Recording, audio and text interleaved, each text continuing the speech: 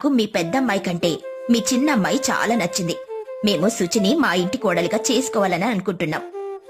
అలా సులోచనమ్మ చెప్పగానే కళ్యాణి ఆశ్చర్యపోతుంది. తప్పకుండా నాకు కొంత సమయం ఇవ్వండి.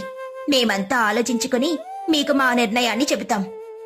అలా కళ్యాణి చెప్పడంతో పెళ్లివాళ్లు అక్కడి నుండి వెళ్లిపోతారు.